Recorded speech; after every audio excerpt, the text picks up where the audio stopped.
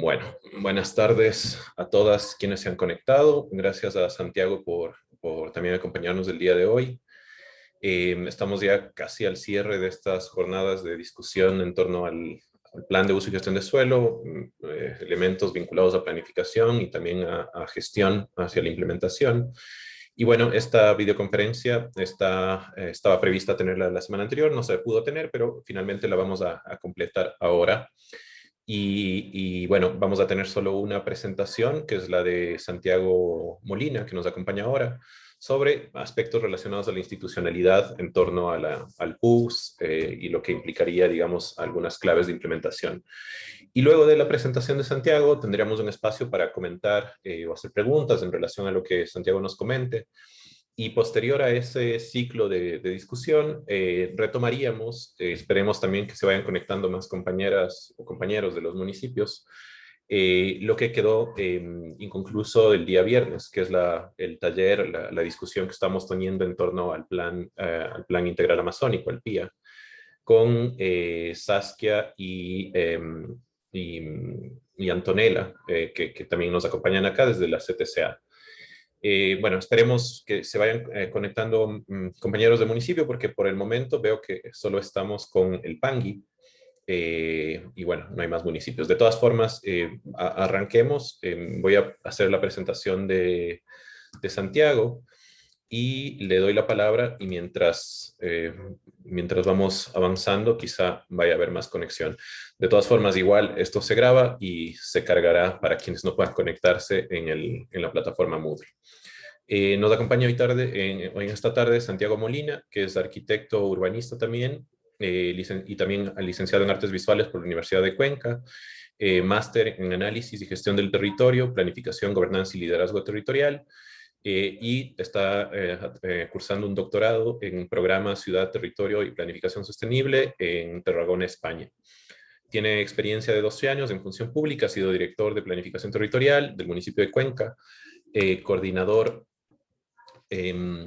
nacional de gestión y fortalecimiento municipal en la Asociación de Municipalidades AME, intendente zonal en la Superintendencia de Ordenamiento Territorial y coordinador del Plan de Ordenamiento Territorial y Plan de Desarrollo del Cantón Cuenca entre el 2017 y 2018. Ha participado como consultor en formulación de instrumentos de ordenamiento territorial, planificación, PUCs a nivel nacional, en varios municipios a nivel nacional, y tiene también formación complementaria en instrumentos de gestión, financiamiento del desarrollo urbano e instrumentos de segunda escala, planes parciales y sectorales y especiales. Muchísimas gracias, Santiago, por acompañarnos esta tarde digamos, para este diálogo, y te doy la palabra para que puedas comentarnos algunos aspectos. Gracias, Rubén. Buenas tardes con todos y con todas. Primero, trasladarles una disculpa por la semana pasada. Por eventos ya de fuerza mayor me fue imposible poder conectarme tal como habíamos pactado inicialmente con Rubén, pero por suerte ahora se pudo dar ya la conexión. Rubén, voy a poner la presentación para iniciar, si te parece. Sí, sí, sí. Que estás ya habilitado para que puedas compartir. De acuerdo. Ahí me confirman si estamos bien con la presentación. Sí, se ve. De acuerdo. Bueno, al inicio cuando conversábamos con Rubén sobre la forma de abordar el tema de los planes de uso y gestión de suelo como instrumento nuevo de planificación dentro de los municipios, sí nos planteábamos un poco cuál debería ser el enfoque más adecuado para plantear este tema. Y finalmente, luego de una conversación, un poco llegamos a la conclusión de que ciertamente los planes, los cambios en la estructura jurídico, técnico-jurídico, en el tema de ordenamiento y de planeamiento urbano, ciertamente tienen un traslado hacia la parte institucional, que tiene que hacer una serie de arreglos, una serie de ajustes, para poder asumir estas nuevas responsabilidades o estos nuevos instrumentos que tienen que desarrollar y que no siempre están del todo bien masticados o bien consumidos aún. Ciertamente es claro que todavía nos falta seguir un proceso de pedagogía muy fuerte en el tema de lo que es y de lo que implica y de la profundidad de los contenidos que tienen los planes de uso y gestión de suelo. En ese sentido, simplemente lo que vamos a hacer es partir de un tema básico, que es el tema de cómo estábamos, el marco jurídico, antes y después de la aprobación de una serie de leyes y leyes orgánicas, sobre todo, que fueron un poco poniendo los parámetros o los lineamientos en temas de ordenamiento y de planeamiento urbano. En el 2010, por ejemplo, el Código Orgánico de Planificación y Finanzas Públicas, desde que establece un poco cuáles son las líneas a seguir respecto a qué es, qué se entiende, cómo se debe aprobar, qué debe contener un plan de desarrollo y ordenamiento territorial. Desde luego, siempre en el ámbito y en la escala del ordenamiento territorial, que es una cuestión que la vamos a conversar después, y cómo se diferencia del PURS en el tema de la escala de análisis y de la toma de decisiones. Antes del año 2010, como ustedes saben, no era obligatorio por parte de los municipios del país el formular los planes de desarrollo y ordenamiento territorial. Sin embargo, a partir de la planificación del Código Orgánico de Planificación y Finanzas Públicas, de la aprobación, perdón, ya se vuelve un requisito, ya es obligatorio para los municipios la formulación de los planes de desarrollo. Sin embargo, lo importante en esto, y ya vamos a ver después por qué es la diferencia con el PUBS, los planes de desarrollo y ordenamiento territorial son de obligatorio cumplimiento para los actores públicos del territorio, pero son únicamente orientativos para los actores privados.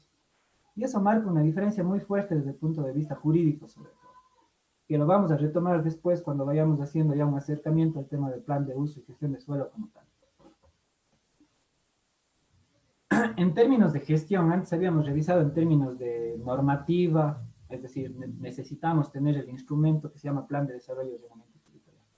En los temas de gestión ya del territorio, es decir, cómo los municipios ya intervenían en la práctica, los instrumentos que se utilizaban eran bastante limitados desde el punto de vista técnico, producto de un marco legal que tampoco no es que permitía muchas otras cosas o no se habían normado o reglamentado. Cabe recordar que antes del COTAD, Código Orgánico de Organización Territorial, Autonomía y Descentralización, existía una norma que se llamaba Ley de Régimen Municipal, que de cierta forma sí ponía una serie de elementos que se podrían desarrollar en términos de gestión, pero que no fueron tomados e instrumentados por los municipios. Por lo tanto, casi toda la gestión del territorio se hacía en base a lo que son fraccionamientos, divisiones, particiones o reestructuraciones parcelarias, fundamentalmente. Es decir, nuestras ciudades han ido creciendo un poco en función de lotes que se han ido incluyendo a las áreas urbanas producto de fraccionamientos y a veces no necesariamente colindantes a los límites urbanos, sino generando o dejando una serie de intersticios, de espacios sin desarrollar dentro de las áreas urbanas, lo que ha generado una realidad que es palpable, que todos la conocemos, que es un poco el sobredimensionamiento casi de la mayoría de municipios de sus áreas urbanas. Es decir, tenemos áreas urbanas mucho más grandes de las que realmente se necesita en función a criterios objetivos como la población, las tasas de crecimiento y las necesidades demográficas en general. En términos municipales, también la otra herramienta que se ha utilizado tradicionalmente es el tema de la declaratoria de utilidad pública para poder acceder a suelo público en el cual implementar, por ejemplo, equipamientos. Ciertamente el artículo 424 del COTAD, que es el que se reforma en el 2016 con la aprobación de la Ley Orgánica de Ordenamiento Territorial de la LOTUS, se establece ya un porcentaje mínimo de participación y se establecen ciertos parámetros para poder recibir suelo producto de los fraccionamientos. Sin embargo, todos estos procesos han sido procesos muy conflictivos. Recuerdo, porque el caso de Cuenca es el que más conozco, porque laboré ahí durante muchos años, nos tomó cerca de 5 o 6 años realizar una ordenanza que no tenía más de 20 artículos para poder reglamentar la implementación del artículo 424 del COTAD, por ejemplo. Lo cual ya un poco demuestra las dificultades que tenemos a veces para poder bajar de nivel lo que queda ya establecido en términos constitucionales y en términos de leyes orgánicas.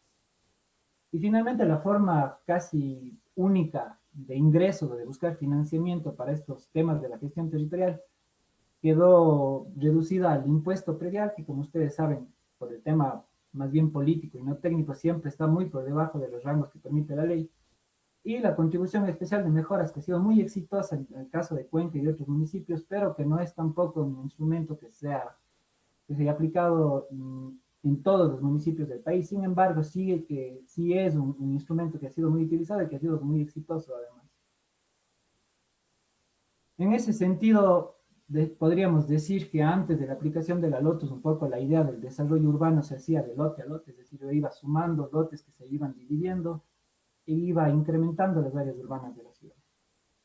Generalmente hay una reflexión que se hace desde el mundo del ámbito del urbanismo, que se dice que de lote a lote se hace un despelote, es decir, este crecimiento de este tipo lo único que genera es después una conflictividad en un montón de aspectos, debido a que no se consideran piezas urbanas grandes ya dotadas, sino más bien el crecimiento se va haciendo un poco en función a la necesidad y a los vaivenes del mercado, sobre todo, del mercado y los intereses inmobiliarios, incluso sobre los intereses de ciudad, y eso es algo que se tiene que discutir y poner sobre la mesa. Obviamente los temas territoriales son temas complejos, donde hay una serie de actores que están ahí, que defienden sus intereses, lo cual es completamente legítimo.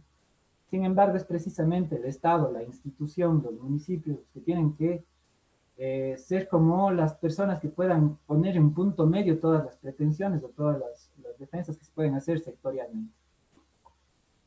En ese sentido, al menos se plantea que la Lotus lo que sí genera es un cambio muy fuerte en el tema de los paradigmas de cómo entendemos la planificación territorial, el ordenamiento territorial, el planeamiento urbanístico, ya en un detalle mucho más pequeño, dentro de los municipios, haciendo uso de una competencia que es una competencia exclusiva de los municipios, como es la regulación del uso y ocupación del suelo.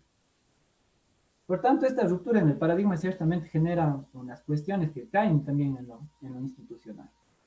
Como ustedes saben, la Lotus plantea términos de gestión territorial fundamentado en principios que son bastante conocidos, son bastante utilizados, pero que bajo mi opinión han sido bastante manipulados también y se les ha extraído mucho del contenido que tenían dentro, un poco para adaptar a las lógicas actuales de cómo se maneja la gestión territorial.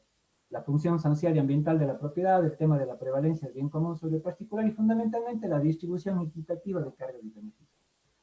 Esto es supremamente importante porque realmente no se ha venido haciendo este tipo, no se ha venido aplicando este criterio en términos de desarrollo. ¿Qué quiere decir esta distribución equitativa de cargas y beneficios? Que todo proceso de desarrollo urbano, sea fraccionamientos, construcciones y demás, generan beneficios, pero también generan cargas o generan gastos.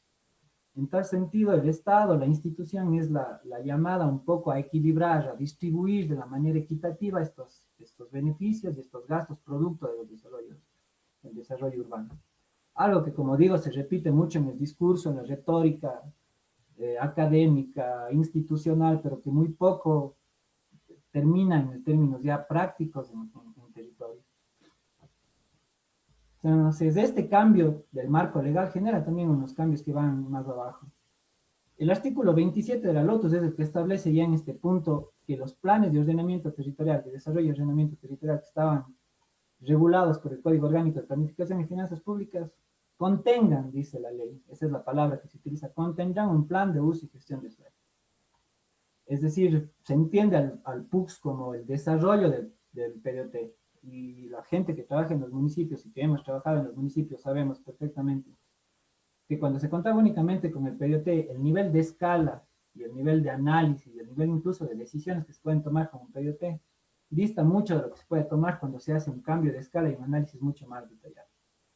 Ciertamente siempre nos dimos cuenta que se necesitaba un instrumento intermedio que nos permite ir bajando un poco de escala con mayor claridad y con mayor articulación entre los distintos niveles de planificación. En ese sentido se vuelve importante el PUCS, obviamente un nuevo instrumento de planeamiento que se complementa con uno que existía, que tampoco es que tiene muchos años de existencia, recordemos que desde el año 2010.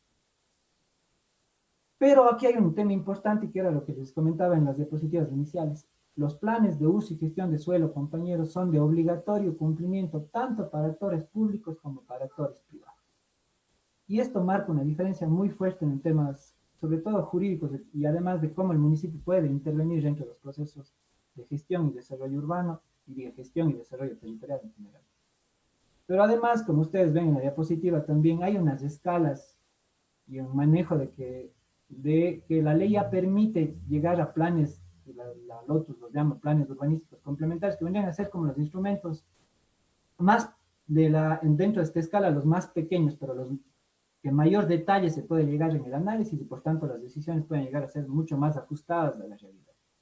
En ese sentido se entiende cuáles serían los beneficios desde este entendimiento del ordenamiento del tema del plan de uso y gestión de suelo. Pero además de esto, es decir, además de darnos otros instrumentos de planeación y de ordenamiento en distintas escalas, también nos incluye una batería de instrumentos de gestión que nos permite tener una mayor posibilidad de ser más creativos en el tema de la gestión territorial. Es decir, ya tenemos más elementos a los cuales podemos recurrir para ciertos casos en particular. Algo que si bien estaba de una u otra forma en la ley de régimen municipal, los municipios no los adoptaron y se quedaron, como les había señalado en una diapositiva anterior, un poco en lo que es el fraccionamiento, la partición, las reestructuraciones parcelarias, y no más allá de la contribución especial de mejoras como instrumentos para gestionar el territorio y además conseguir financiamiento. La Lotus sí incluye, son 5 grandes grupos de instrumentos de gestión que obviamente necesitamos un tiempo para irlos entendiendo, para irlos reglamentando y para irlos finalmente instrumentando ya en territorio. No son cosas que se pueden resolver directamente desde el PUC y esto es algo importante. Si ustedes ven en esta escala, el PUC no es el último instrumento y es el que va a resolver todos los problemas de las áreas urbanas o de la gestión urbana y de la gestión territorial en general, no. El PUC simplemente es un instrumento intermedio al cual se van a atar otros instrumentos de menor escala que van a ser más detallados porque van a tener coherencia entre ellos. Es esta famosa relación y coherencia internivel que debe existir necesariamente, multinivel. Tenemos ahora dentro de la Lotus una serie de instrumentos de gestión. Están lo que tiene que ver con la distribución equitativa de cargas y beneficios, cuyo instrumento es las unidades de actuación urbanística. Aquellos que un poco intervienen en la morfología urbana y en la estructura predial.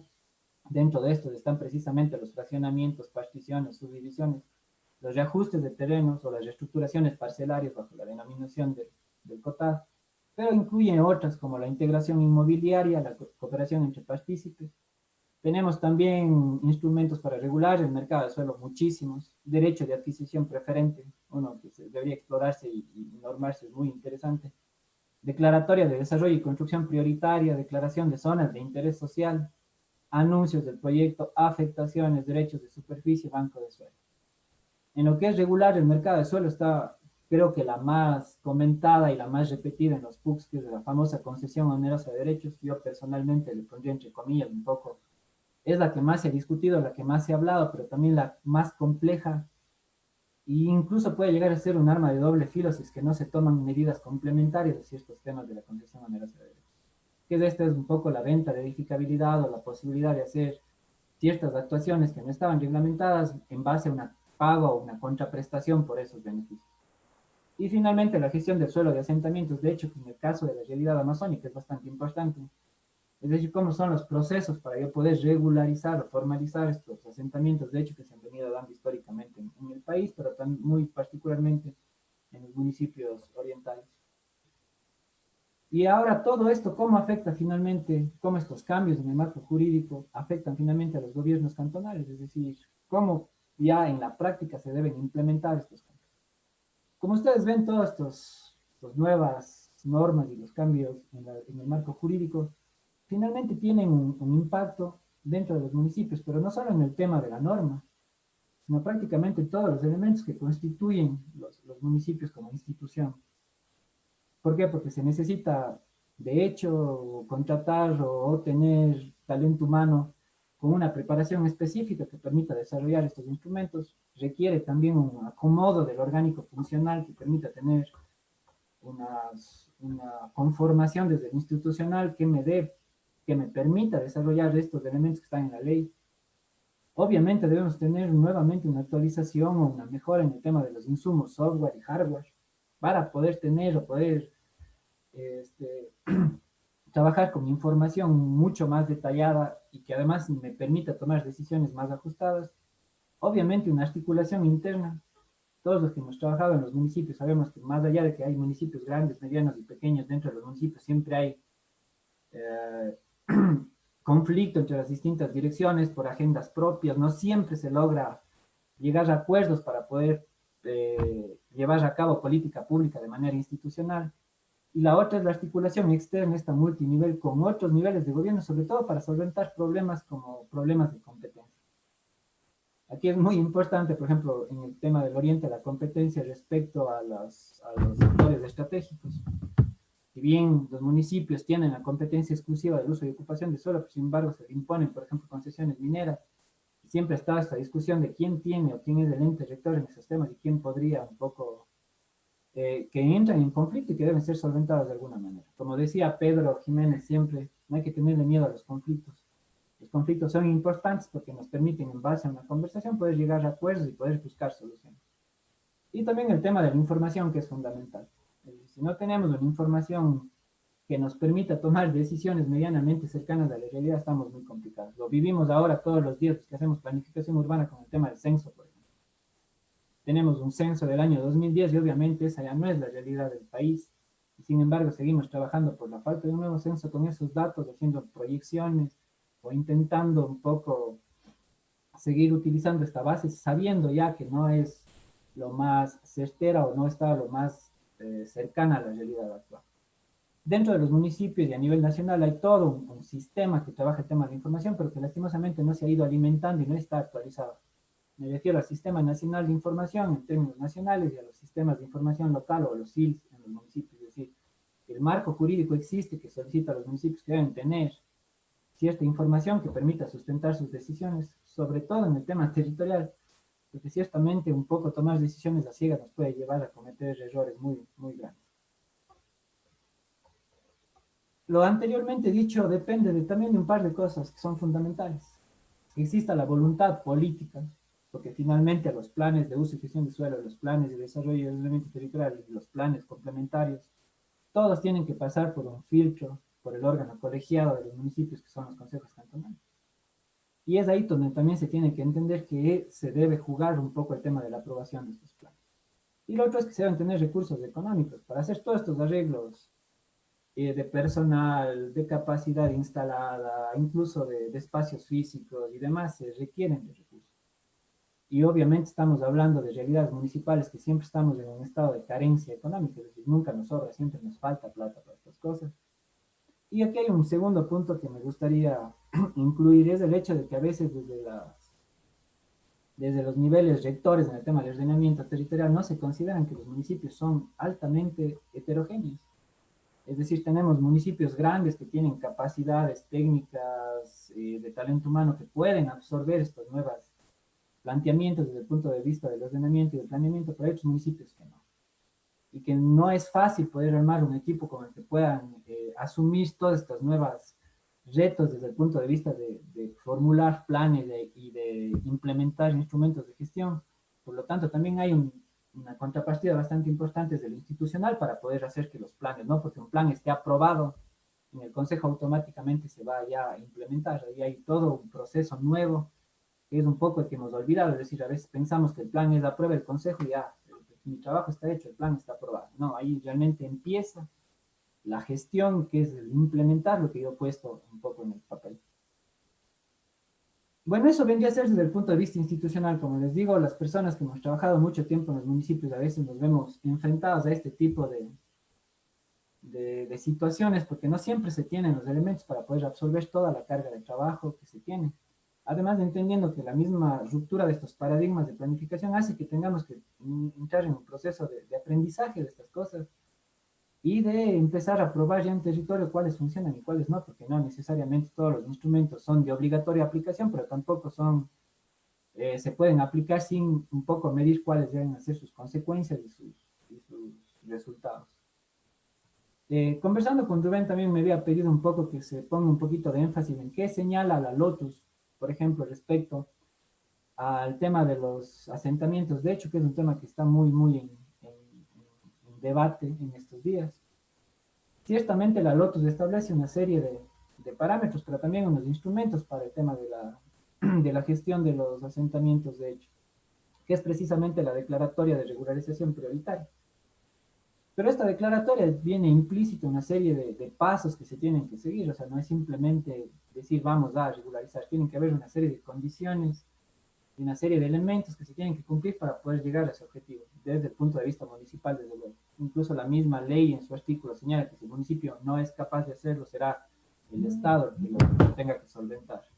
Sin embargo, en términos de plazos y demás, desde que se aprobó la ley ya han pasado 5 años, estos procesos todavía están en el tránsito de hacerse. No hemos tenido todavía procesos completos. Ciertamente, hacer la primera generación de PUCs vamos a tener dificultades y esto ya se vio cuando se hicieron las primeras generaciones de PDTs también. ¿Qué dice el artículo 76 respecto a la regularización de asentamientos de hecho? Esta declaratoria de regularización prioritaria. Dice que los GAS cantonales, los 221 municipios del país, determinarán zonas que deban ser objeto de un proceso de regularización física y legal. Se refiere a completar los procesos de urbanización, por ejemplo, y también al tema legal, es el tema de la propiedad. Ustedes saben que muchas veces los asentamientos, de hecho, simplemente están ahí, pero no tienen una escritura que demuestre su propiedad y eso les hace altamente vulnerables a esa población desde el punto de vista jurídico, desde el punto de vista legal. Pero tampoco tienen las condiciones de urbanización adecuadas, es decir, se construyeron las viviendas, pero no se tiene un hábitat que permita un desarrollo integral de las personas que viven ahí. Pero para hacer esta regularización se tiene que hacer, dice el mismo artículo 76, un diagnóstico integral que establezca la identificación de los beneficiarios, capacidad de integración urbana del asentamiento humano. Entonces tiene que haber un análisis de por medio que me establezca cuáles son las condiciones de la gente que está viviendo ahí. Y cuáles son las condiciones o cuáles son las características que me permiten integrar este asentamiento, de hecho ya a la ciudad conformada, formal, si quieren ponerlo en términos. Además señala que el gobierno central realizará la declaratoria de regulación prioritaria en el caso de que los GAS cantonales no la realicen. Miren, en el plazo de 2 años contados desde la vigencia del plan de uso y gestión de suelo. Al haber aprobado los PUCs por los municipios, se tienen 2 años para hacer estas declaratorias de regulación prioritaria. Que además implica el inicio de un proceso de reconocimiento, como les señalaba antes, de la tenencia del suelo a favor de las personas que están viviendo ahí. Y aquí ya incluye, por ejemplo, otro instrumento de gestión que es el derecho de superficie. Que si ustedes le van a ver en la Lotus, lo que implica es que la persona no se vuelve propietario del suelo, sino tiene un derecho de ocupar ese suelo durante un tiempo determinado. La figura que más se le acerca a esta, con diferencias obviamente desde el punto de vista jurídico, es un poco las famosas transferencias que hacen de bienes públicos como comodatos. Es decir, yo tengo el uso de ese terreno por 100 años, pero ese derecho yo lo puedo vender o lo puedo heredar también. ¿Qué implica ese? Yo tengo un derecho al uso de ese terreno, pero la propiedad seguirá siendo siempre pública. También señala que los asentamientos, de hecho, que no cumplan con los parámetros de integración urbana y que presenten riesgos para la población, es decir, hay elementos que no pueden ser mitigables, o que se localicen en áreas declaradas de protección natural, se deberán declarar zonas de interés social en terrenos adecuados, buscar una relocalización. De ahí nos está dando 2 elementos de cómo manejar nosotros el tema de los asentamientos. De hecho, nos da 2 posibles soluciones. La una es regularizar cuando se pueda a través del derecho de superficie, y la otra es cuando sea imposible regularizar en los sitios en los que están, hacer declaratorias de otras zonas, como declaratorias de interés social, en donde se puedan relocalizar a esta población. Ciertamente el papel aguanta muchísimo, en términos prácticos esto es mucho más complejo, porque obviamente la gente tiene un sentido de pertenencia y de arraigo a los lugares en los que están, que es muy difícil de gestionar. Y tienen sus razones y eso por eso es que este tipo de procesos ameritan de un trabajo desde lo social muy, muy fuerte para poder llegar a buen puerto. Señala además que los GAS cantonales realizarán la construcción de los sistemas públicos de soporte, estamos hablando de agua, luz, alcantarillado, vías y demás, en las zonas objeto de regularización, es decir, cuando los municipios inician este proceso están asumiendo unas responsabilidades para lo cual necesitan recursos, evidentemente. Y le da la posibilidad de utilizar, por eso está señalado en rojo, la contribución especial de mejoras como una herramienta para poder recuperar estas inversiones.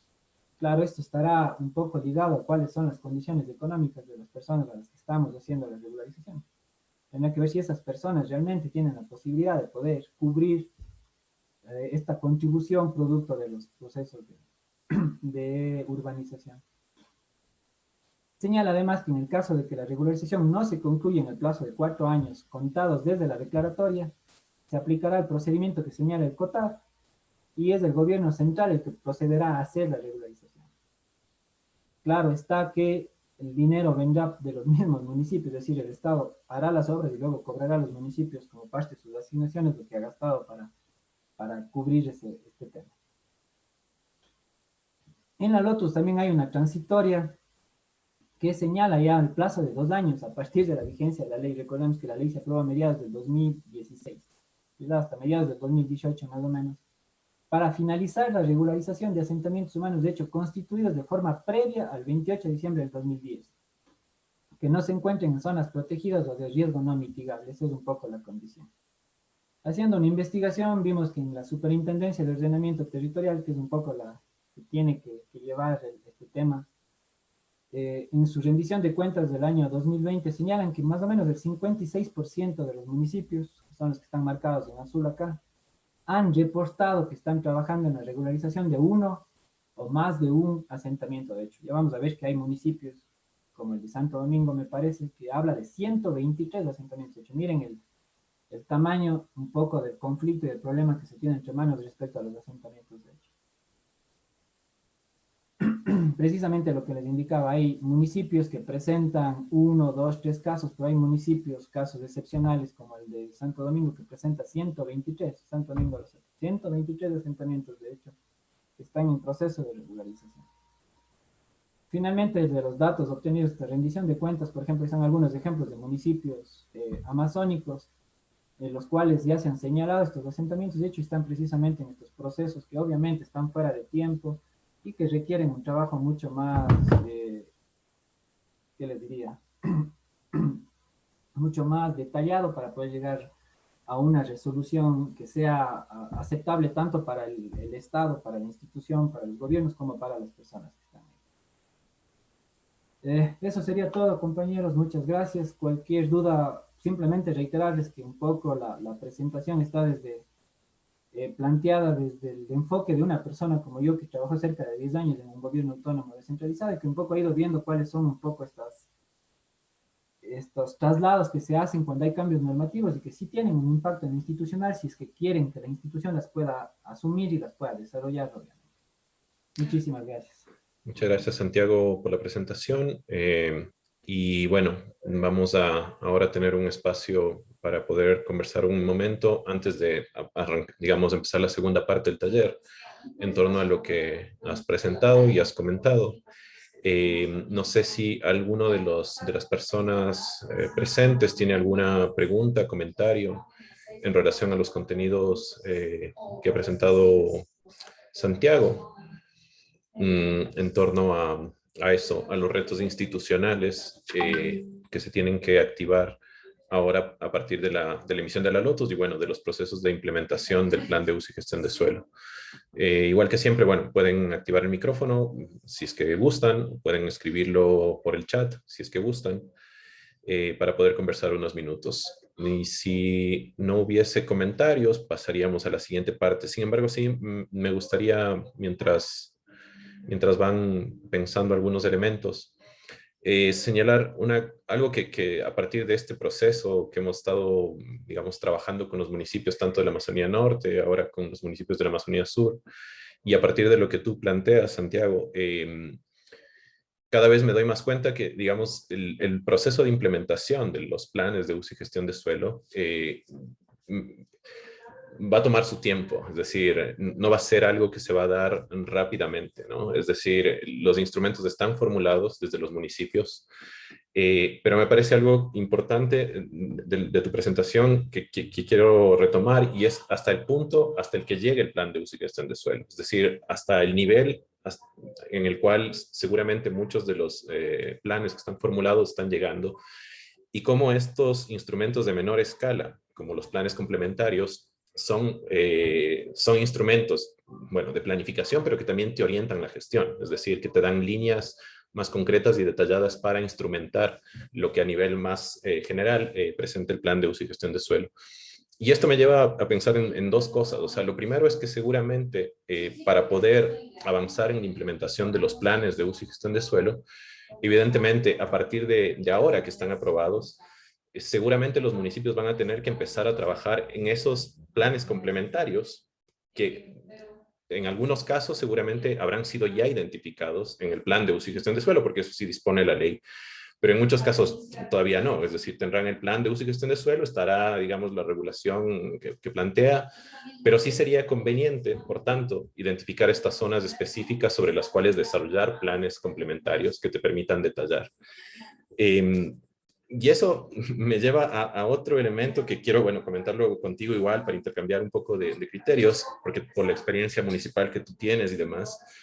Y es que efectivamente dos dificultades veo en la implementación de los planes de uso y gestión de suelo. Lo uno relacionado a la institucionalidad que tú mencionas, es decir, a todo esto de la necesidad de talento humano, de recursos tecnológicos, informáticos y de información en general, que ahora mismo habrá que ver cómo está a nivel municipal.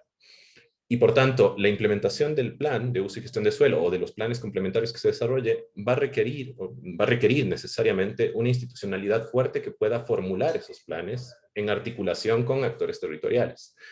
O la otra opción que veo para implementar, digamos, el PUCS a mediano plazo, a corto plazo, es que existan actores territoriales, que eso también es posible, porque la ley sí plantea, que sean ellos quienes lleven la iniciativa de planes parciales a la municipalidad. En este segundo escenario, igual me parece muy importante lo que tú mencionas, que es tener una institución que sea capaz de dialogar, digamos, y de hacer prevalecer el interés público por sobre los intereses privados que pueden estar presentes en quienes formulan planes parciales o unidades de actuación, digamos. Entonces, ahí hay unos retos importantes. Santiago, no sé si en torno a esto que he comentado quisieras igual hacer un par de reflexiones mientras... Sí, Rubén, ciertamente te digo, con un poco trabajando, me parece que si bien con todos los problemas que pueden tener los instrumentos en la actualidad, los PUCs como tal, se van a aprobar por un imperativo legal más que nada. Yo sí tengo la percepción de que muchos municipios no están todavía preparados para poder asumir la responsabilidad, es decir, creo que el paso a este nuevo paradigma de planificación fue muy brusco. Faltó un espacio de adaptación, de un poco de unos años, de poder ir haciendo este cambio un poquito más despacio. Me parece que ahí es un poco el problema. Siempre hablo yo de pedagogía, es decir, hay que empezar a discutir y a entender lo que dice la Lotus al respecto. Muchos municipios o muchas de las cosas que están en la Lotus a veces no sé si se malinterpretan, pero se entienden de manera distinta. O sea, es que en el derecho público no se pueden hacer interpretaciones extensivas, dicen los abogados.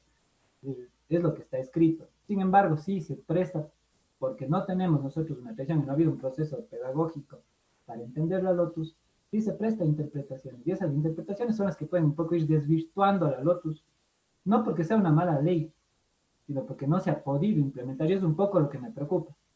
Es decir, que después digan, no, esto es un fracaso, no sirve, porque no estamos implementando sin ver cuáles han sido las causas o los orígenes de esa imposibilidad.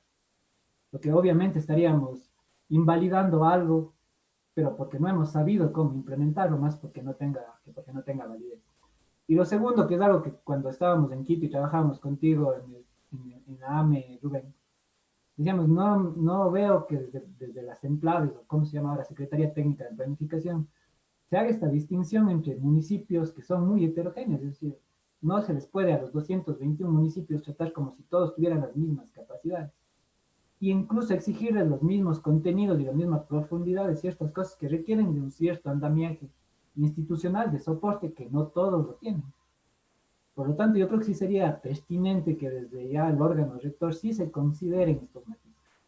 Hay otros países, otras regulaciones en las que ciertamente producto del tamaño del municipio también se dice usted tiene que hacer de toda esta batería, no todas, una parte, y su PDT no tendrá que ser el mismo nivel que tiene el PDT de Cuenca, de Ambato, de Riobamba, de Puerto Viejo o de Guayaquil, porque encima no hay ni las mismas condiciones, es decir, no hay un mercado inmobiliario que presione, no son las mismas condiciones ni las mismas particularidades.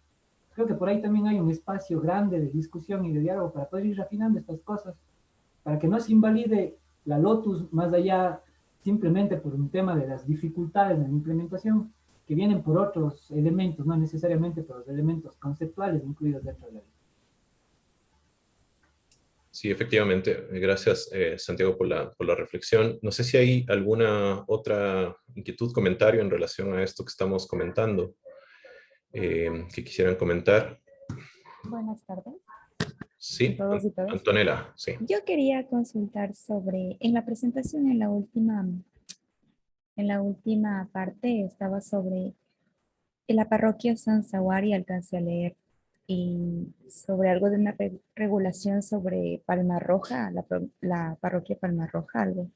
Un tema así, no sé si nos puede ampliar un poco, porque acá en la Secretaría Técnica de la Amazonía hemos tenido ciertos inconvenientes con definir la ubicación de la parroquia San Zaguari.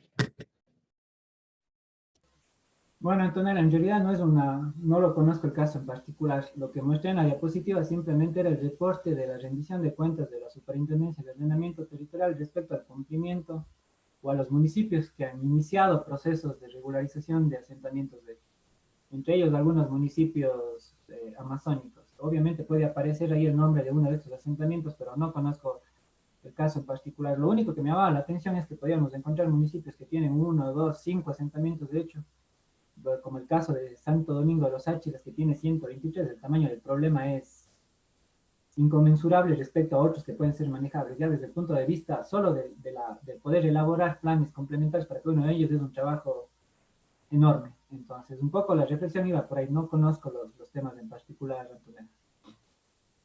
Ok, gracias. De nada. Gracias, Antonella, y gracias, Santiago, también por la aclaración. No sé si hay algún otro comentario en relación a la presentación o pregunta general. O si podríamos ir también, porque me parece que puede servir también para articular algunos elementos en relación a lo que queríamos hacer a continuación, que era retomar eh, el taller que estábamos desarrollando con la CTCA sobre el Plan Integral Amazónico. Si no hay algún otro comentario, podríamos pasar a la siguiente parte, creo. Hay algunas cosas que todavía se pueden discutir en relación a los asentamientos humanos de hecho, por ejemplo, que lo planteó, digamos, Santiago. Hay ahí algunos temas que lo hemos ido viendo tanto en el curso anterior como en este. Y algo que no sé, Santiago, igual si es que digamos, al menos en el caso de Cuenca, quizá, o en los municipios en los que tú has estado trabajando, han tenido alguna experiencia, porque ya haciendo una revisión normativa, aparte de la LOTUS, en relación a los asentamientos humanos de hecho y estas declaraciones de regularización prioritaria, la Secretaría Técnica también emitió sí, una regulación, ¿cómo se llama? Resoluciones, estas que emite, para el registro y demás de los asentamientos humanos de hecho. Y lo que sí me parece que es evidente es que en el caso de la LOTUS y en el caso de toda la derivación que hace sobre los asentamientos humanos de hecho, está más orientado a áreas urbanas o de posible integración urbana. No, digamos, ese marco normativo no contempla contextos rurales para regularización de asentamientos humanos de hecho. Y no sé, y ahí te consulto más bien como consulta, yo sé que quizá las realidades son distintas en el caso de Cuenca, que tú has trabajado en otros municipios, si conoces casos de asentamientos humanos irregulares, digamos, rurales, y si han sido contemplados de alguna manera dentro del PUCS, o no, o la mayoría han estado más en zonas urbanas. Bueno, sí, ciertamente en Cuenca es un caso medio extraño y un poco distinto a la realidad nacional. Asentamientos, de hecho, en el sentido estricto, es decir, falta de propiedad y además de obras de urbanización, casi no existe. Lo que existen sí son áreas urbanas o muy cercanas a las áreas urbanas que se han ido desarrollando sin tener las obras de urbanización completas. Pero no tanto un problema de tenencia. Existen sí, pero no a la escala o al nivel de conflictividad que pueden haber en otros entornos. Lo que sí ha habido aquí son procesos, por ejemplo, de barrios completos que tienen problemas de estabilidad y que es la discusión precisamente de aplicar este tema de la reubicación de las personas que están en una zona que se entiende son de riesgo, pero además algunas de ellas no mitigables. Hay discusiones y procesos administrativos eternos, porque obviamente las personas presentan estudios de suelo en que dice que sí se puede, pero aquí, pero acá, pero allá. Y yo siempre hago una reflexión, digo, claro, si yo contrato a un ingeniero para que me haga un estudio de suelo, difícilmente me va a decir que no puedo hacer, sino va a decirme que puedo hacer, así tenga que remover 2 metros de todo el suelo de 4 hectáreas, me va a justificar un poco las cosas. Siempre ese tema termina siendo finalmente un problema que se lleva y se resuelve en el ámbito político en los consejos. Es mucho más complejo cuando tenemos ya falta de tenencia, es decir, encima tienes que resolver primero el tema de la propiedad para luego ver el tema de las obras de urbanización, de cierta forma. Lo que sí en municipios que hemos trabajado es al menos han llegado al punto de identificar. Pero ahí se genera un problema siguiente. Una cosa es saber que ahí está el asentamiento de hecho, otro es entender ese asentamiento de hecho.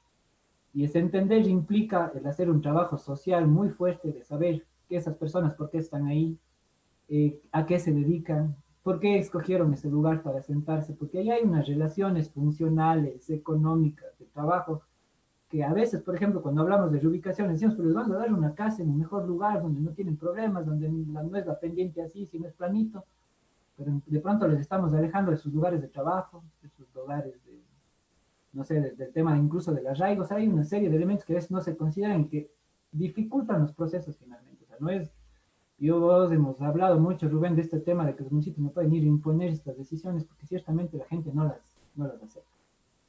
Hay que hacer un trabajo mucho más de base, es decir, hay que entender qué pasa en cada asentamiento y eso implican años. Por eso yo decía lo de Santo Domingo, 123 asentamientos, ni haciendo uno por año, lo cual ya es bastante optimista, creo que se podrían resolver. Es decir, son cosas muy complejas. Y me parece que los municipios a veces jalamos mucho de lo técnico y poco de lo social. Intentamos resolver las cosas desde las estructuras conceptuales y no tanto desde la realidad. Me parece que ahí es donde hay que un poquito cambiar la forma de entender el asentamiento. Primero hay que saber qué pasa ahí para plantear una solución y no de entrada decir, no, ustedes tienen que irse o les vamos a hacer tal o cual elemento. Chévere, muchísimas gracias, Santiago, por las reflexiones. Bueno, yo propondría que, dado que hemos tenido un espacio al menos de intercambio rápido con Santiago a partir de la presentación, pasar a la siguiente parte. En esta siguiente parte, bienvenido Santiago, si puedes acompañarnos, qué bueno, porque igual ahí siempre tener más cabezas pensando es bueno. En esta siguiente parte vamos a trabajar sobre algunos elementos que están en proceso, digamos, de actualización desde la CTCA con el Plan Integral Amazónico. Y bueno, tenemos ahí unas actividades previstas para ver si es que logramos retroalimentar. Veo que hay ya más municipios conectados y por tanto creo que sí podríamos hacer el ejercicio.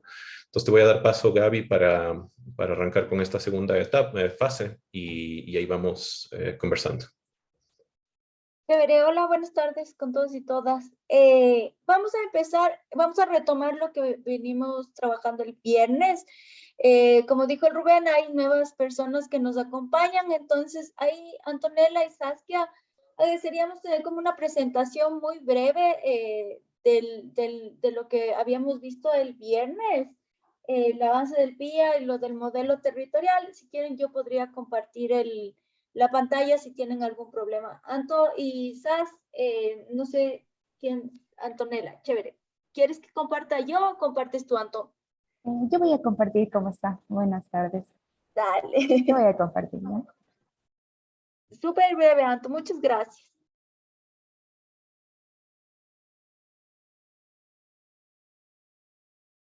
Listo, ¿se puede ver? Sí. Sí. Saskia va a iniciar con la presentación.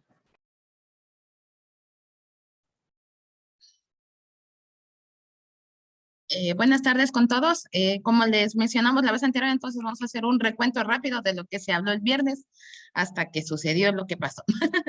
Verá, como les decíamos, el Plan Integral para la Amazonía es un conjunto de procesos, entidades e instrumentos que permiten la interacción de los diferentes actores sociales e institucionales para organizar y coordinar la planificación del desarrollo y el ordenamiento territorial en todos los niveles de la circunscripción territorial especial amazónica. Este plan abarca 5 aspectos: el aspecto social, el económico, productivo, ambiental, cultural y asentamientos humanos. Entonces, dentro de cada uno de ellos se realiza un diagnóstico general para saber la situación en toda la región de cada uno de ellos. Ya en específico, en lo que se refiere a asentamientos humanos, se tiene un lineamiento que nos menciona que proporcionará lineamientos generales y estándares mínimos para el ejercicio de la competencia de uso y gestión de suelo, con excepción en las áreas protegidas en función de las unidades territoriales. Entonces, de manera general, el plan integral es como un instrumento de planificación para realizar todo este tipo de actividades y recién se está implementando lo que son asentamientos humanos. A continuación, Antonella les va a explicar un poquito más a fondo lo que son las unidades territoriales que se están manejando dentro de este aspecto. Bueno, Muy buenas tardes con todos de nuevo. Mi nombre es Antonella Caicedo, analista de la Secretaría Técnica de la CTA. Las unidades territoriales que se tomaron para definir categorías de ordenamiento territorial fueron las 6 que podemos ver en este listado: cobertura natural, áreas protegidas, cultivos permanentes, ganadería, cultivos industriales, Amazonía interandina. A partir de estos y de varios talleres que se realizaron, se definieron 4 categorías de ordenamiento territorial. Estas nos sirven para definir los niveles de uso del territorio y la forma en que las actividades pueden desarrollarse, garantizando la conservación y explotación racional y sostenida de los recursos que contiene. Podemos ver este mapa, son las categorías de ordenamiento territorial, tenemos 4. La primera es la disminución del impacto en la contaminación de sistemas hídricos. Como podemos observar, es esta zona, la zona de la cuenca alta. Se ha definido ya que es muy importante la coordinación multinivel para garantizar la sostenibilidad en la dotación del agua para su uso y su aprovechamiento. La segunda categoría es el SNAP con núcleos de conectividad y corredores biológicos. Como podemos observar, es la zona un poco verde clara. Comprenden todas las áreas protegidas de la CTA, que son 3.2 millones de hectáreas. Estas están definidas para la conservación de la biodiversidad y el mantenimiento de las funciones ecológicas. La siguiente es servicios ecosistémicos, bioeconomía y mitigación del cambio climático. Esta es una zona interdependiente de las demás. Es la zona verde oscura. Y esto va a estar influenciado siempre del avance de la frontera agrícola. Por último, tenemos la zona de transición a modos de producción sostenible. Esta categoría está determinada directamente por la intervención del ser humano. Es la zona morada, más o menos que vemos aquí en la troncal amazónica. Y se define por los recursos, por la intervención que se ha dado hacia los recursos del patrimonio natural en cada zona. En esta zona de transición podemos identificar varias zonas donde se han asentado o hay aglomeraciones de la población. Estas son, la primera, la zona la Guadalupe, donde se aglomera la población, y hay una expansión del pastoreo y de la ganadería. La siguiente zona es la Tenapuyo, donde se encuentran varias condiciones favorables para actividades turísticas y flujos de bienes, pero hay un flujo de bienes y servicios que es bajo. En la zona Macas Méndez tenemos el crecimiento de flujos de bienes y servicios, así como la ganadería. Luego la zona Gualequiza Zamora es una zona que posee disponibilidad de recursos mineros. Y la última, la zona Zumba, existen grandes extensiones de pastizales para ganadería en altas pendientes. A partir de este análisis se ha determinado el modelo territorial deseado, considerando la visión para el año 2035, perdón. Se han considerado los 5 aspectos que se encuentran en el PIA: el económico productivo, hablando del turismo, y asimismo como en lo económico, las actividades petroleras, mineras. En la parte social, cultural, hemos tomado en cuenta territorios indígenas, asentamientos humanos, como podemos ver, y a esto se ha trasladado las 4 categorías de ordenamiento territorial que vimos en el inicio. A partir de esto, para la actualización del PIA y en relación a los planes de uso y gestión de suelo, hemos podido identificar estos indicadores que se han planteado dentro de la actualización del PIA. Estos indicadores, cabe recalcar que son pertinentes, mas no consistentes. No tenemos la información de línea base de estos indicadores, pero se han planteado para el ejercicio de relacionarlo a los temas que hemos compartido en este curso. Estos indicadores están relacionados con el primero, El número de planes de uso y gestión de suelo alineados a unidades específicas de ordenamiento territorial. Este indicador se planteó con el objetivo de identificar los planes de uso y gestión de suelo que estén alineados a estas categorías de ordenamiento territorial. Seguido están los porcentajes de espacios verdes públicos en áreas urbanas.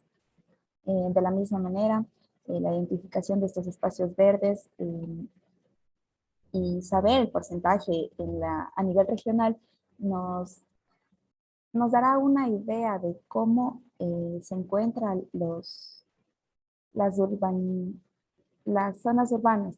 las zonas urbanas.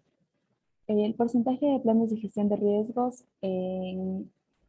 riesgos naturales en la CTA y el número de proyectos de gestión de riesgos.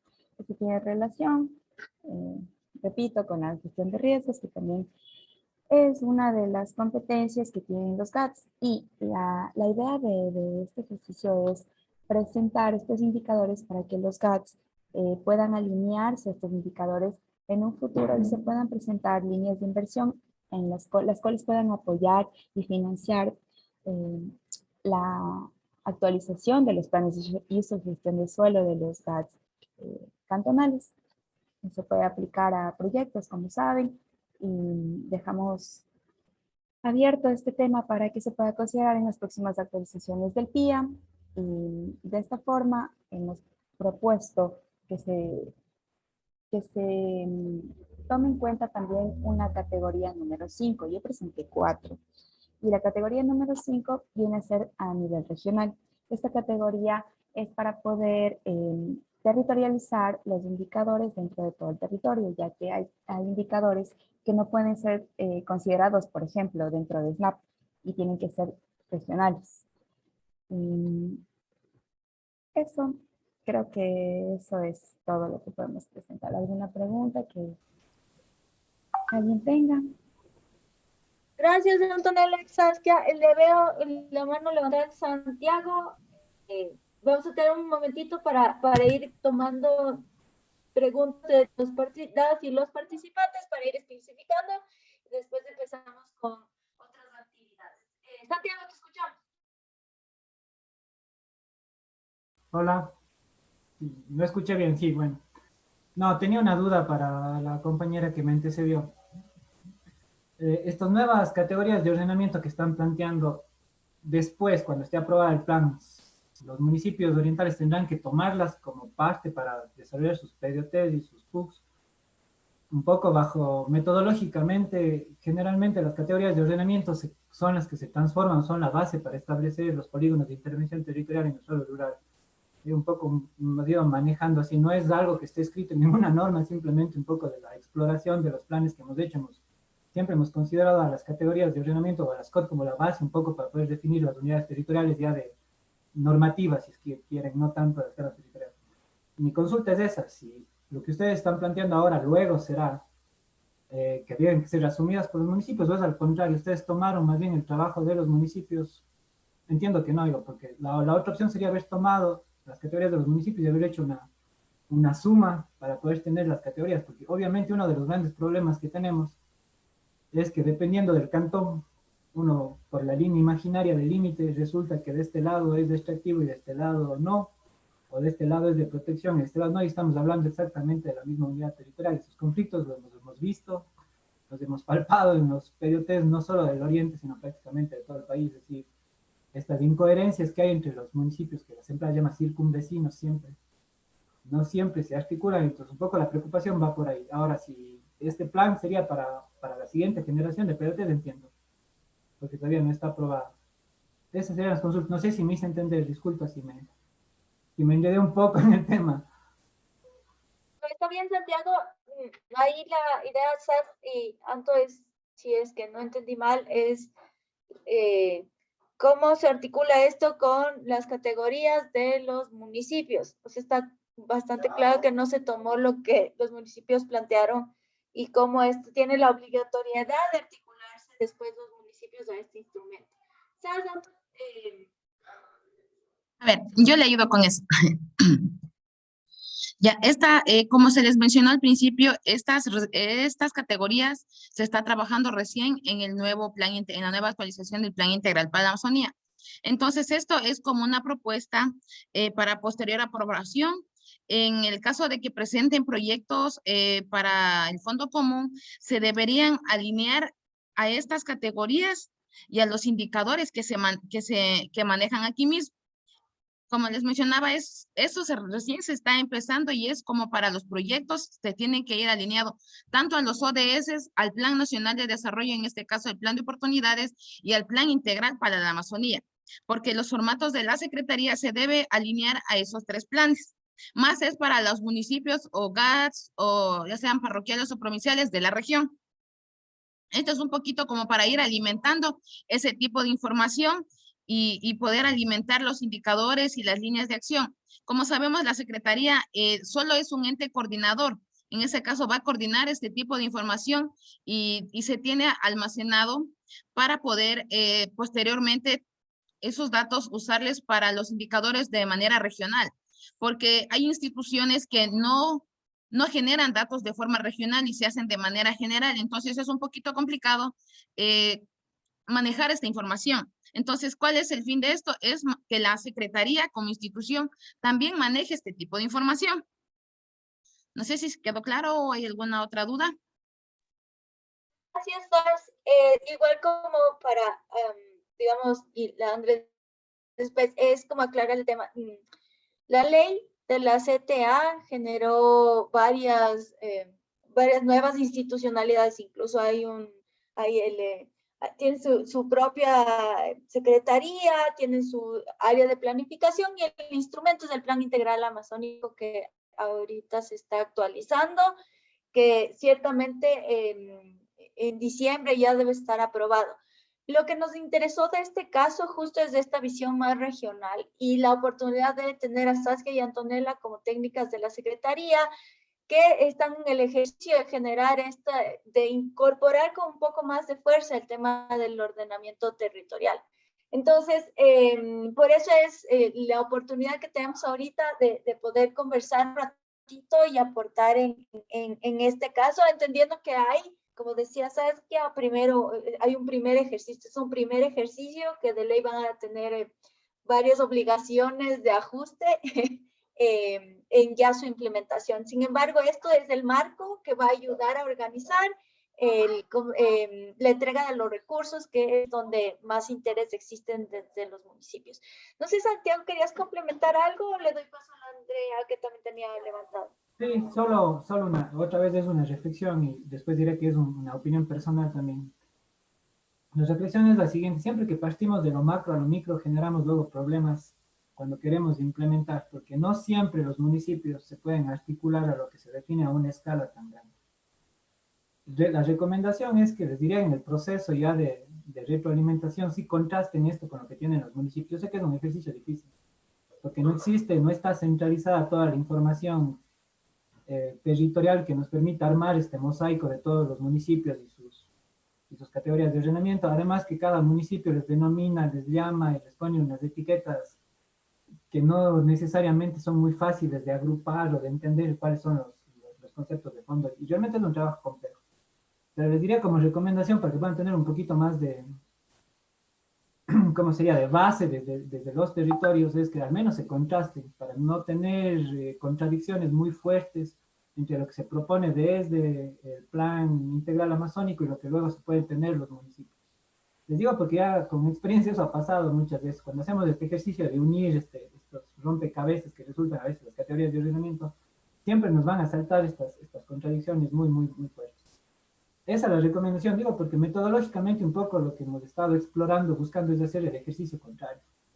Es decir, construir estas cosas, pero desde la información, desde la base que tienen los municipios. Yo sé que es más complejo, sé que implica otro tipo de trabajo, pero un poco y esta es una opinión personal, digo, creo que los procesos se deben un poco dar la vuelta. Debemos regresar un poquito a mirar qué pasa con los gobiernos locales y a partir de eso empezar a construir hacia arriba, y no tanto desde arriba hacia abajo. Gracias, Santiago. Igual tenemos un montón de espacio todavía para poder seguir reflexionando. André, tienes levantada la mano.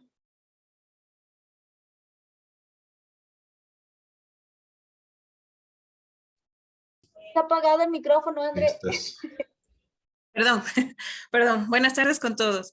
Parte de lo que iba a mencionar justamente ya lo mencionó Santiago, el tema de las escalas. Y sobre todo también sabiendo de que desde los municipios, desde los GATS cantonales, se manejan ya prácticamente sectores donde se quieren aplicar ciertos proyectos que ya están estipulados algunos en los PDOTs.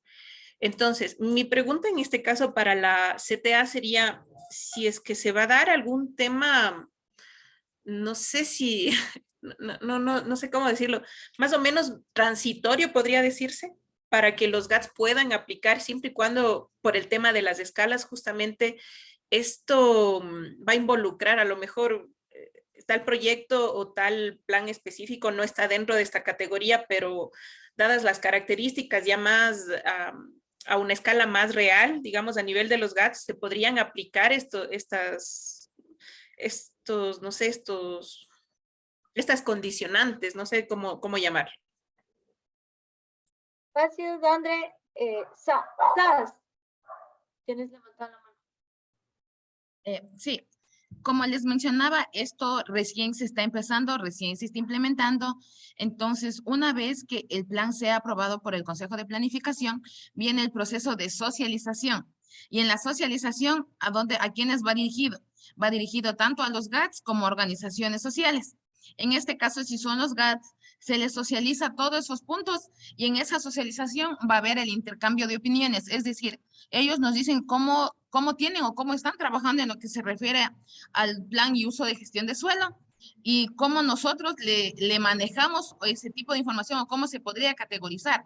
Entonces, en esas socializaciones se van creando este tipo de, ¿cómo se les puede decir?, de información o coordinación, tanto como nosotros como Secretaría y como los GATS, para poder ir alimentando esta información o buscar otras alternativas que nos permita también seguir alimentando estas categorías.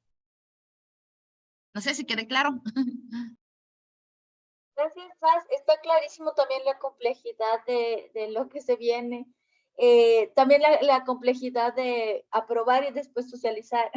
Pero entendemos que ahorita está planificado y que van a tener varias líneas fuertes de ajuste, digamos, por lo mínimo, porque, por ejemplo, el PUCS y el PDOT tienen una obligación de tener de que haya participación en varios estados, en varias partes de la conformación de estos instrumentos. Sin embargo, está clarísimo la línea que ustedes, o sea, que como CTA están manejando y que va a venir una gran complejidad y ahorita más bien les espacios de poder ir ubicando como líneas de acción y que permitan solventar ciertos elementos o que aunque sea se ponga a la luz algunos elementos que puedan presenciarse a ustedes como técnicas también algunas herramientas para poder enfrentar. Rubén, ¿tenías levantada la mano? Sí, pero no sé, quizá podría dejarlo para luego, para ver si avanzamos un poquito. Estaba en relación a lo que ya ha comentado Saskia y a las dudas de Santiago. Me parece que hay un margen de oportunidad de conversar después. No, por ahora no, quizá. Gracias, Rubén. Entonces, como para poder ir aumentando un poco los temas y teniendo la participación de las y los compañeros de los municipios, vamos a lanzar ahora una encuesta, pero rápida, no tienen que salir de aquí, sino que se les va a presentar en la pantalla del Zoom.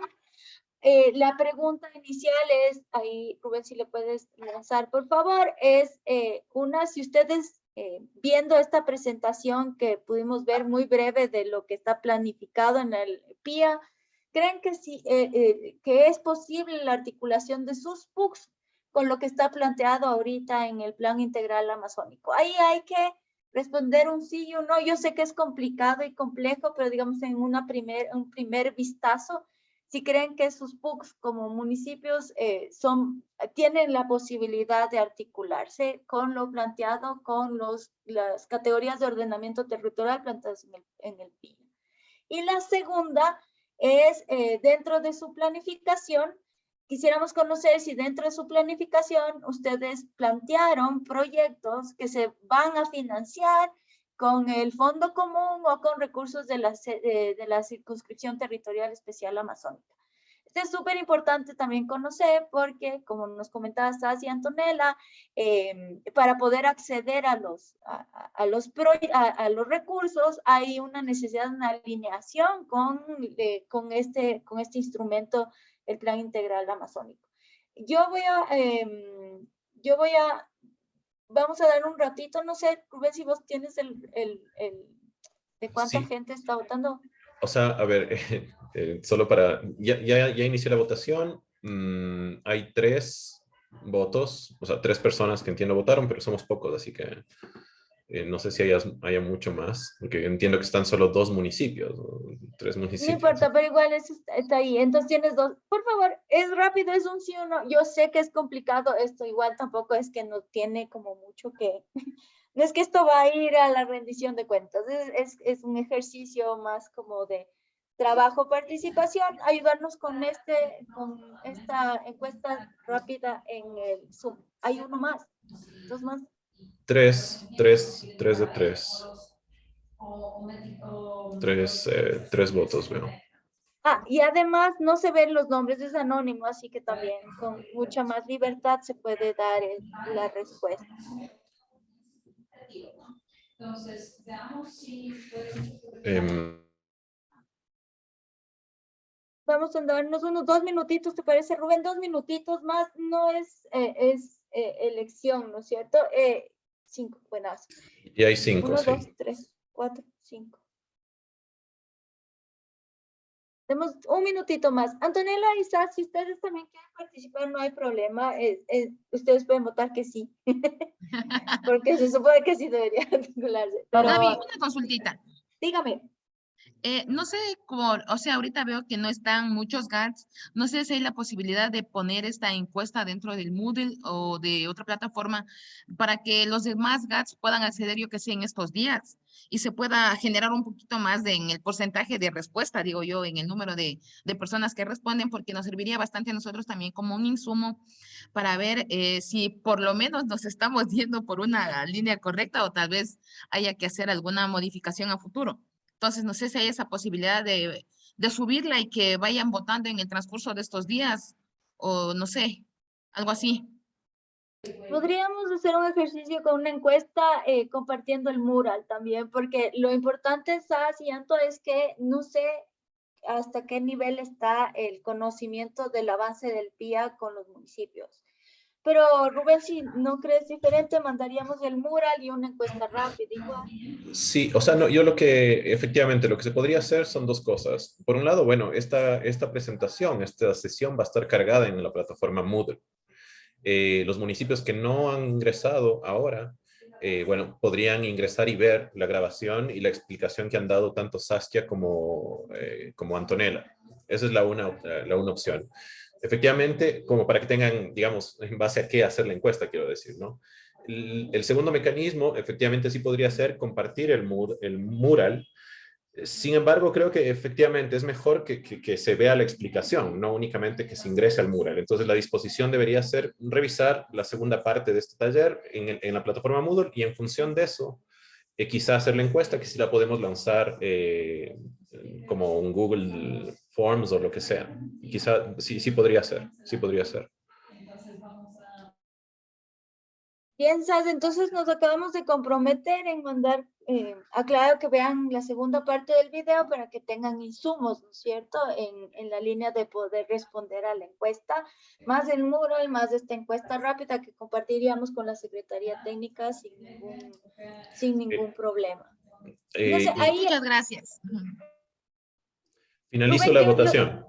eso, y presentar los resultados. Sí, puede ser y para una posterior discusión. Compartir los resultados. ¿Ahí están viendo o no? Sí, así están viendo. Ya. Ok, bueno, de quienes están conectados, del 100% ve posibilidades, ¿no? No sé si involucraron también nuestros médicos, ¿no? De cross country para que... O sea, no están tan mal según esto. Ahora voy a... Quizá ahí, Gaby, hago el comentario que tenía antes, porque me parece importante una cosa en relación tanto a lo que he planteado, a las dudas que planteaba Andrea, como Santiago, que entiendo perfectamente que puede existir. Ya viendo específicamente lo que tiene como categorías de ordenamiento territorial, ahora mismo comunidades de ordenamiento, me parece, que son grandes superficies con unas categorías amplias que creo que están en la línea de plantear, yo diría, proteger ciertos recursos hídricos, proteger todo lo que tiene que ver con el SNAP y estas áreas de servicios ecosistémicos y de producción sostenible o de reconversión para producción sostenible, algo así. Evidentemente son grandes categorías. Sí hay la desventaja ahora mismo de que no está, digamos, alimentado con base desde los municipios, pero por otro lado, dado que todavía son grandes categorías, quizá eso también abre posibilidades de que alineado a esos principios se puedan presentar proyectos. Lo ideal sería que sí esté alimentado desde los municipios y desde la información que, sobre todo en este contexto de actualización de planes de uso y gestión de suelo, de PDOTs y formulación de PUCs, mucha información geográfica podría retroalimentar de forma muy sustanciosa, digamos, sustantiva, el plan integral amazónico. Entonces, quizá en la etapa de esta de socialización, buscar mecanismos que le permitan a la CTCA, quizá inclusive estoy pensando en articulación con la SOT, por lo que veíamos, es decir, la SOT finalmente está registrando todos los planes de uso y gestión de suelo y ahí puede haber una base de información que a través de cruce con la SOT podría serle útil a la CTCA para retroalimentar en este proceso de discusión. O sea, que no sea solo un proceso de socialización, sino de retroalimentación, ya talleres así estructurados y de cruce de información, que les permita afinar mucho más de esas unidades territoriales. Eso es lo que simplemente quería comentar, porque me parece que todavía hay posibilidades de articulación, sobre todo por la información que se está generando desde el nivel territorial, y eso facilitaría mucho para que los municipios puedan presentar proyectos y, digamos, y avanzar en la línea de lo que quiere la CTCA. Sí, gracias, Rubén. A ver, es claro es el primer ejercicio y por eso es importante como generar espacios. Lo otro también que sale y por eso acabo de compartir el link del mural en el chat. Si es que quieren entrar, igual voy a compartir aquí el mural. Es que muchas digamos, de las zonificaciones parte de, por ejemplo, el Sistema Nacional de Áreas Protegidas y que eso es prácticamente una obligación para los municipios el respetar estas grandes zonas, pero también es claro que en la realidad muchas de estas zonas tienen conflictos y eso no está mapeado todavía. Entonces, teniendo los resultados de la encuesta y tomando en cuenta que más allá de las categorías hay unos indicadores, hay un lineamiento de ordenamiento territorial que también hacia eso, que son amplios, ¿no? Hay cómo articularse. Quería poner un poquito de énfasis, por ejemplo, en el indicador de número de planes de uso y gestión de suelo alineados a las unidades específicas de ordenamiento territorial. Aquí sí se junta con las COT planteadas. El porcentaje de espacios verdes públicos en áreas urbanas, el porcentaje de planes de gestión de riesgos naturales en la circunscripción territorial especial amazónica y el número de proyectos de gestión de riesgos. Estos son los indicadores que en la parte del OT están, son como la base incluso, y estos son los proyectos que se postulen a la al fondo común deben aportar, ¿no? Entonces, yo no sé, ahí le veo al Ricardo Guzmán, si es que quieres por chat, si es que quieres prender tu micrófono, siempre bienvenido. Porque como respondiste, estoy seguro la encuesta, ¿qué proyecto desde el PDOT o desde el PUCSTE, TUGAD, está planteado a financiarse con la circunscripción, con el Fondo Común de la CTA? Ricardo, ¿podrías darnos el nombre o algún nombre de algún proyecto que está planteado?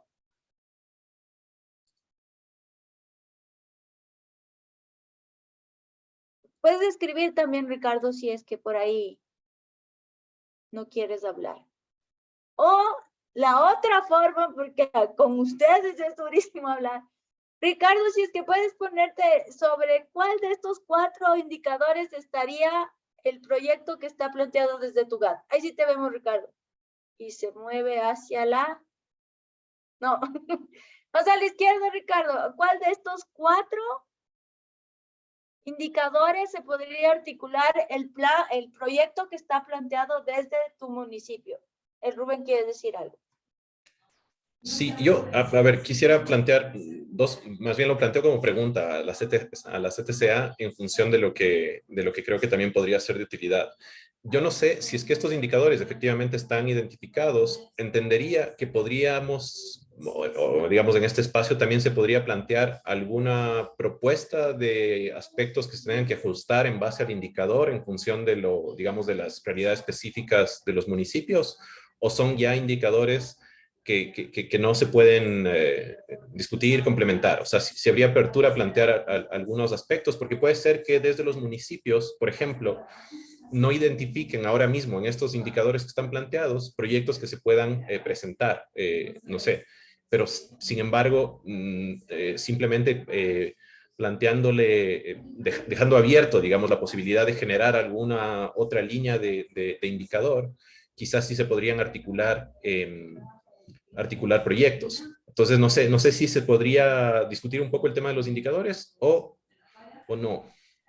Eh, Rubén, en este caso hay una batería de indicadores en la que hemos trabajado. Esta se va a presentar en la actualización del PIA de este año, que se va a presentar en unos días.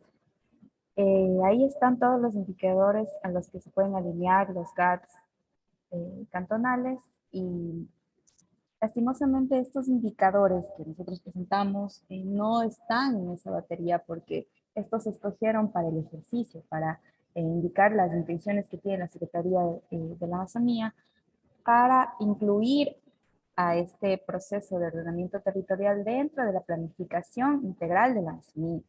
Más no se encuentran en el plan, pero en las próximas actualizaciones se van a considerar porque lastimosamente no hemos tenido la información a nivel regional y los indicadores no son consistentes. Son pertinentes, sí, sí podemos tomarlos en cuenta y se van a tomar en cuenta, pero para esta actualización no. Y el resto de las categorías, de los indicadores dentro de la batería son a los que todos se pueden alinear para presentar sus proyectos. Hasta junio del próximo año. Hay que estar pendientes de eso. Ya, esto es un proceso, ya ahorita me queda más claro, esto es un proceso y el tema es que hay que estar constante en todo el proceso para poder llegar. De acuerdo, entonces vamos a continuar con como estaba planificado, planteado. Estando ya en el mural, también pueden abrir el micrófono, pueden escribir por chat, por el WhatsApp, por donde ustedes quieran. Y entendiendo que el 100% de las personas que votaron en la encuesta, quisiéramos aquí preguntar cuáles creen que son los principales nudos críticos para esta articulación con el PIA. Si bien es un sí, ¿cuáles serían los nudos críticos para articularse con las categorías que fueron planteadas inicialmente? Y ahí el Santiago también nos daba algunas líneas de problemas. No sé si ahí quieras comentarnos algo, Santiago. Gaby, solo un tema. Esta pregunta que está planteada en el mural, efectivamente, la pueden, digamos, pueden poner sus apuntes, entiendo que directamente en el mural, ¿no, Gaby? Directamente en el mural o a través del chat, los municipios que están conectados. O abriendo, o de cualquier forma con la que puedan expresarse, compañeros y compañeras. Pero digamos algo, eso nomás. Entonces, aquí en la parte inferior está cuáles creen que son los principales nudos críticos para articulación con el PIA de lo que mostramos. ¿Se acuerdan que tuvimos la primera clase que se tomaba un post-it y se le arrastraba hasta el lugar donde uno quería escribir y ahí se podía iniciar? Si no si tienen problemas, puede ser a través del chat, abriendo el micrófono como ustedes deseen. No sé, ahí Santiago, si tú quieres comentar algo sobre lo que ya les veías como un problema, potencial nudo crítico para la implementación. Sí, gracias, Gaby. Yo creo que es el tema de la escala, fundamentalmente. O sea, más allá, ustedes saben que los municipios además manejan información diversa para construir las categorías de ordenamiento. Hay una o dos bases de información, las CUT, a veces el tema de la geomorfología y cosas que sí se aplican, pero luego hay otras, los municipios dependiendo de su realidad aplican otras cosas, no necesariamente los resultados son consistentes. Y ustedes saben que la formulación de unidades territoriales de las COD depende de una serie de cuestiones en el GIS, que es lo que nos da finalmente estos polígonos. Sí hay una dificultad para luego poder encajar. Miren que aquí hay otra, y hay dificultades para poder encajar las propias categorías de ordenamiento territorial con la subclasificación del suelo rural, por ejemplo. ¿Por qué? Porque sobre todo en el oriente vamos a tener, por ejemplo, suelos que son de protección, pero dentro de los cuales hay asentamientos, y no necesariamente asentamientos establecidos, sino algunos incluso nómadas. Es decir, hay ciertas lógicas en la Amazonía que no necesariamente nos pueden meter en unas categorías que sí, ahí hago una crítica al otro. A veces las categorías son demasiado restrictivas o demasiado poco flexibles, es decir, tiene que ser suelo rural, de expansión urbana, y no necesariamente hay en el territorio hay algunos matices que no siempre encajan en esas categorías. Yo le veo la principal dificultad ahí. Por eso les decía que como paso previo podrían contrastar, y ahí Rubén tiene la razón y se me había ido. La SOT está, y es más, es una obligación de todos los municipios que están formulando PUCs, entregar cierta información georreferenciada, clasificación y subclasificación de suelo y también las categorías de ordenamiento territorial. Pues ciertamente el repositorio de la SOT puede ser esa base o ese lugar donde se puede extraer la información que les permita contrastar, porque ciertamente es difícil que los municipios, pero en cambio con la SOT sí les tienen que, por ley, subir cuando están aprobados los planes a su sistema de información centralizado que tienen, y puede ser una buena fuente de información. Chévere. Yo he estado, bueno, fui tomando notas de lo que dijo Santiago en el mural para que quede también ahí algunos aspectos, y planteo en la segunda, que es cómo puede ser el rol del GAT para solventar los nudos críticos. Yo sé que no es un rol del GAT, pero sí voy a apuntar esto que mencionaba y que también Santiago lo ha retomado, que es la base de articulación a nivel de información entre la SOD y la CPCA, que creo que puede ser una estrategia para resolver los nudos críticos que ha planteado Santiago. De acuerdo. Nuevamente, como ahorita ya nos vimos de arriba abajo, la idea era ubicar estos nudos críticos, y frente a los nudos críticos, nosotros como GATS, ¿qué podríamos plantear? Y ahí una de las líneas grandes que desde el principio como saltaron es esta necesidad de cruzar información, ¿no es cierto? Información que luego permita la construcción de esta planificación con mucha más relación a lo que los municipios y los GATS en general de la CTA están generando. Rubén. Perdón. Yo tengo otra, igual, es tratando de aportar en el marco de lo que hemos ido viendo en el curso y a partir de lo que nos han comentado las compañeras de la SOT, y sabiendo la importancia que tiene el PIA, es decir, simplemente elementos como preguntas, porque no lo sé. Más bien es desconocimiento mío, porque efectivamente los fondos, los recursos que vienen que están disponibles desde la CTCA, solo pueden ser canalizados a través de municipios. Esa es la pregunta que tengo. Y esto lo planteo en torno a algo que, bueno, un poco lo esbozábamos ahora en la discusión con Santiago, pero también lo hemos ido viendo en el transcurso de todo este proceso de capacitación, que es, digamos, el rol fundamental que juegan las organizaciones sociales, es decir, las comunidades, en el caso de la Amazonía, las comunidades indígenas amazónicas, y si es que esos recursos pueden ser también canalizados a través de otros actores que no sea el municipio. Simplemente me planteo como pregunta, porque en el caso, por ejemplo, de las zonas del SNAP, en las cuales seguramente hay comunidades amazónicas que están habitando y que podrían presentar, digamos, proyectos que estén dentro de las áreas protegidas. No sé si eso puede ser canalizado de alguna manera y ahí, bueno, no sé, lo dejo como pregunta abierta porque la verdad es desconocimiento.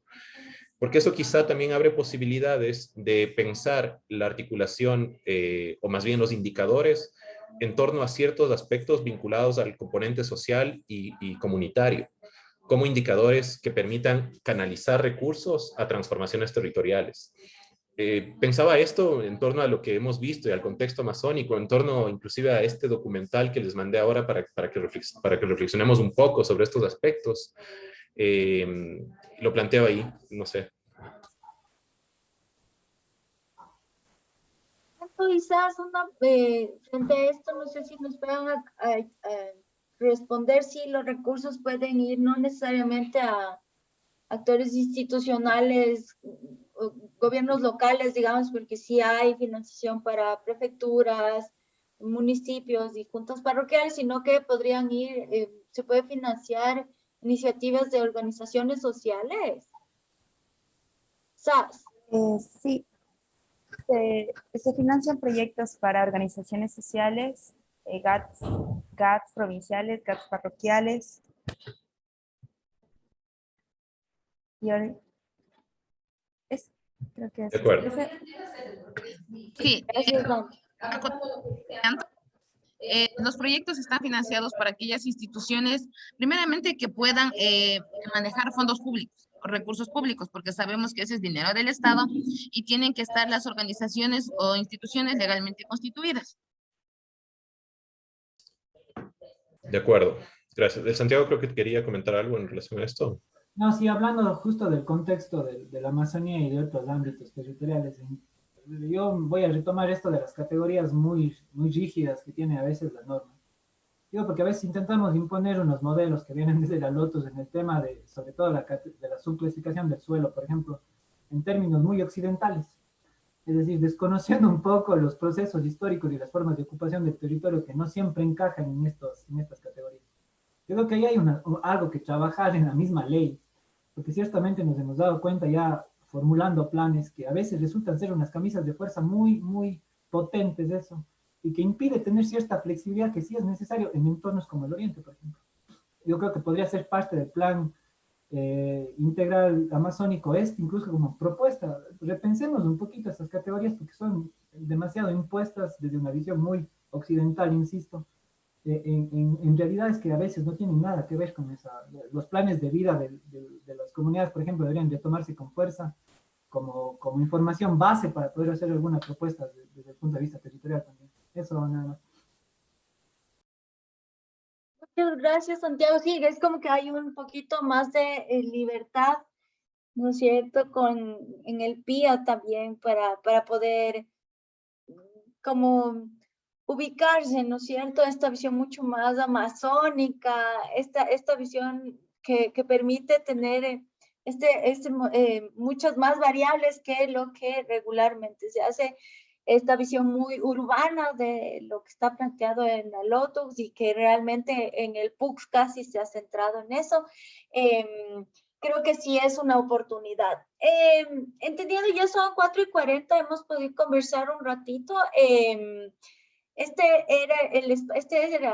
Era el espacio para poder tener un poco de información sobre el Plan Integral Amazónico. Agradecer un montón a Antonella y a Saskia por el esfuerzo y el trabajo de presentar los avances que han tenido, el esfuerzo de incluir el ordenamiento territorial en el PIA. Comentar es que esto es el OT es un proceso y esto va a dar mucho de qué hablar en bueno y en malo, en línea de trabajar más articuladamente con los municipios, de ubicar estos actores, como decía el Rubén y el Santiago, de la Superintendencia de Ordenamiento Territorial, donde la información ya está consolidada para que no vayan de uno en uno, el ubicar estos elementos que permitan tener no trabajar solas y solos, sino más bien en conjunto, de ir viendo con mucha más claridad, mucho más tiempo también, la importancia que implica manejar estos recursos. La ley fue peleada fuertemente por la Amazonía y lamentablemente se ha visto solo como una pelea de quién gana más los proyectos, cuando la idea grande de lo planteado al principio en la ley era tener esta visión diferenciada de la Amazonía y el poder generar un real desarrollo y tómenle entre comillas la palabra desarrollo para este territorio que da tanto para el país, ¿no? Entonces, nada, yo creo que con esto sé que falta mucho, pero nuevamente agradecer a Antonella Saskia por el esfuerzo. Vamos a mandar lo que nos hemos comprometido, a mandar el mural, pedir que vean el video para poder pasar la encuesta y tener una visión un poco más amplia del tema de la posibilidad de articulación, que permita tener insumos también para ustedes en retroalimentación, en devolución del esfuerzo que tuvieron al generar este proyecto, este caso. Con eso, Rubén, te doy la palabra ya como para el cierre. No, antes de eso, no se olviden de hacer la evaluación de cierre. Es el último esfuercito y feliz Navidad, feliz año, según esto ya. Sí, gracias Gaby, gracias Saskia, Antonella, y gracias Santiago también por acompañarnos con la presentación, con las reflexiones y los aportes en esta discusión importante. Sabemos que efectivamente los espacios siempre son limitados, limitantes por todo, pero bueno, son espacios que al final se generan algunos insumos que creo que pueden irse perfeccionando, reflexionando posteriormente. Este ha sido una primera entrada a partir de lo que hemos podido estructurar en el marco de un proceso de capacitación, bueno, con dificultades de implementación por las fechas, por los tiempos. Sabemos que los municipios a cierre de año y todas las instituciones a cierre de año están hipersaturadas. Estamos arrancando la última semana antes de Navidad. Así que nada, más bien a quienes se han conectado y han dedicado un tiempo para estar en este espacio de discusión, muchas gracias. En esta semana, dado que las dificultades de conexión han sido arduas en este proceso, no vamos a generar otros espacios sincrónicos. Este es el último espacio sincrónico que tenemos. Y lo que les planteamos más bien es, a partir de la plataforma Moodle, para que ustedes asincrónicamente, digamos, en el tiempo que puedan ir ingresando y poniendo sus comentarios, aportes y demás, y vamos a utilizar esa misma herramienta asincrónica para no tenernos que ver nuevamente, digamos, en una hora fija, para dar continuidad a esto que nos han planteado Saskia y Antonella. Y por tanto, nada, en esta semana les invitamos a hacer eso, más lo que recordaba Gaby, que es la evaluación de salida, que digamos estará disponible hasta el día viernes. Estamos abiertos a cualquier comentario a través del foro de cierre y bueno, en la vía WhatsApp igual podemos seguir comentando. Muchísimas gracias nuevamente Saskia, Antonella, Santiago y Gaby, y bueno, Fátima, Karina, Ricardo, René y Alexander, que se han conectado también hoy. Muchas gracias, Rubén. Igual nosotros desde la CTA les agradecemos el espacio, los comentarios. Hemos tomado nota de todo. Y nada, agradecidas es que... Seguimos. Vale. Hasta luego. Gracias. Gracias. Hasta luego, Feliz año. Bien. Muchas gracias. Chao, Saskia. Gracias.